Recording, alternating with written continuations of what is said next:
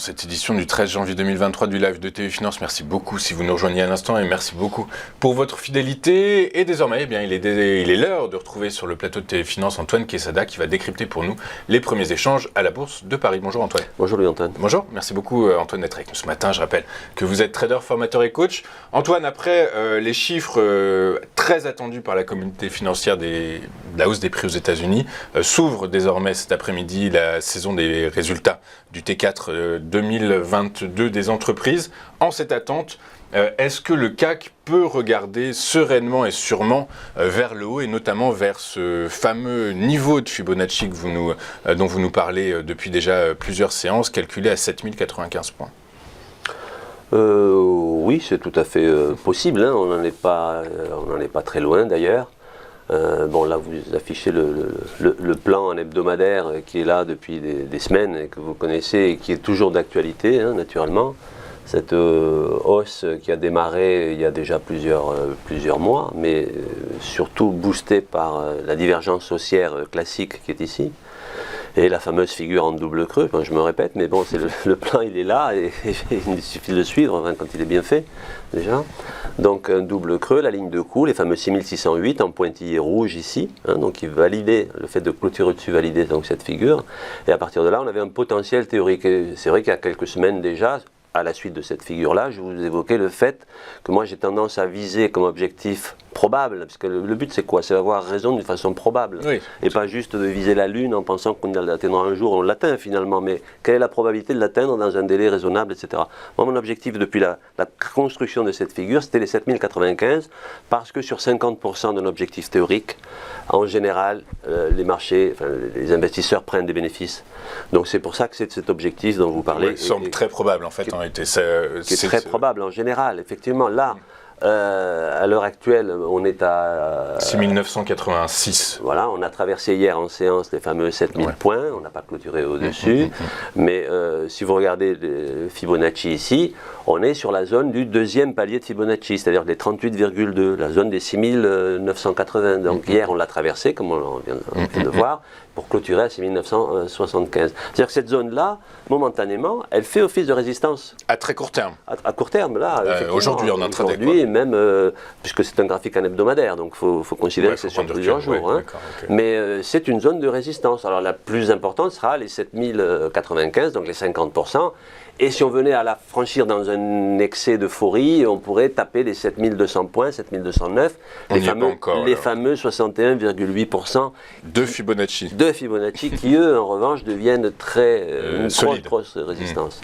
Et encore une fois, ce sont des paliers de Fibonacci, pas juste des retracements de Fibonacci, mais une extension de Fibonacci par rapport à la validation de la figure chartiste. Ok, très clair. Donc ça, c'est un graphique qui nous explique la tendance à moyen-long terme. Donc on est toujours à moyen-long terme sur une tendance haussière, une dynamique haussière. À court terme, si on met le graphique en daily, qu'est-ce que... Alors si on met le graphique en daily, bon, il est encore plus haussier, j'allais dire, à plus court terme, puisque pour le moment, à moins qu'on ait un petit retournement, et encore faudrait-il passer sous la zone des 6608, qui rejoint la ligne de coup du double creux qu'on vient de voir en hebdomadaire. C'est-à-dire que là, le CAC pourrait parfaitement venir retracer, venir se reposer même sur les... Bon, dans un premier temps, il trouvera un support sur les 6823, qui sont les plus hauts qu'on a réalisés en courant décembre, sur lequel vous voyez la divergence baissière qui avait provoqué cette baisse qui n'était autre qu'un retracement de court terme par rapport à une tendance de fond haussière de plus long terme.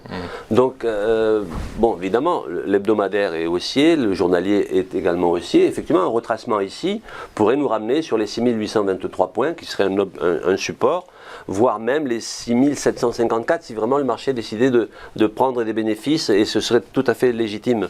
Le marché prendrait des bénéfices sur les 7095 points en gros. Là c'est 7091, 7095. Non mais on n'ira pas forcément tout de suite aux 7091. Alors là les 7091, vous faites bien de le dire, j'allais vous le signaler, ça représente 161,8%, c'est-à-dire c'est Fibonacci en extension, c'est-à-dire sur dépassement du plus haut qu'on a à 6823, C'est-à-dire que là, sur ce niveau-là, c'est 100% de retracement, d'ailleurs c'est bien mentionné là.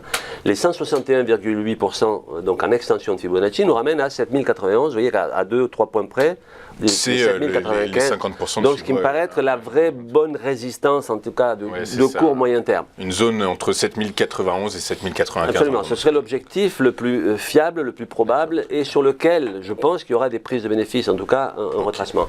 Mais rien n'empêche de réaliser éventuellement, ça n'est pas du tout validé, mais on peut très bien retracer avant d'aller au 7091 ou 7090. C'est-à-dire, ce n'est pas parce qu'on n'est pas encore allé à 7095 qu'on ne peut pas retracer à court terme. C'est tout à fait possible. Et sur quel niveau de résistance, donc, si on devait imaginer un pullback, ce serait sur le seuil symbolique des 7000 points en gros? On pourrait presque dire que ça a déjà été entamé, puisqu'on les a fait les 7000 points hier. Du coup, en clôture journalière. Sur le graphique en hebdomadaire, c'est la clôture qui permet aussi de voir les niveaux.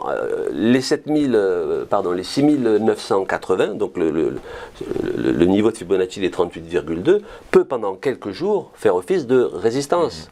Quand je dis 6980, c'est la zone, bien entendu.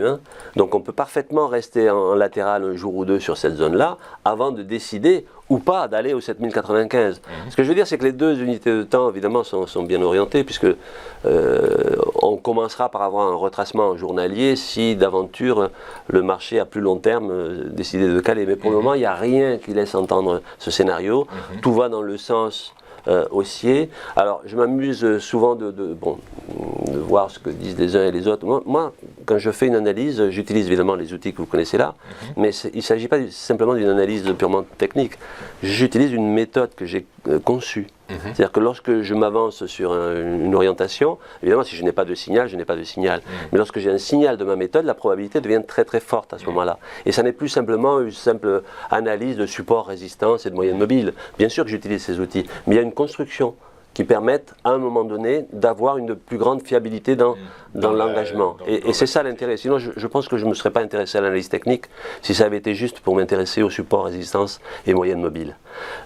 C'est une caisse à outils, je le dis souvent, et c'est à partir de cette caisse à outils que l'on construit des stratégies qui, elles, ont une probabilité nettement plus forte que celles que nous donnent les éléments purement techniques que tout le monde connaît ou que l'on peut acquérir simplement en lisant un livre d'analyse technique. Ok, très clair. Écoutez Antoine, merci beaucoup d'avoir ouvert pour nous votre caisse à outils d'analyse technique. Et donc je rappelle que vous êtes aussi à court moyen long terme sur l'indice phare parisien, avec en ligne de mire donc la zone des 7091, 7095 points qui pourrait faire office de résistance, qui va faire office de résistance, avec éventuellement donc dans ces cas-là un retour vers les 6823 voire les 7754 points, c'est ça. Et donc du coup qui considérait qu'il serait de nouveau, qui serait peut-être une zone d'achat pour revenir sur le CAC.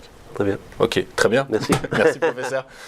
Antoine Quesada, trader, formateur et coach chez AQTS.fr. Nous on marque une rapide courte de pause et on se retrouve juste après avec Alexandre Ionescu et ses Market Movers. À tout de suite sur Télé Finance.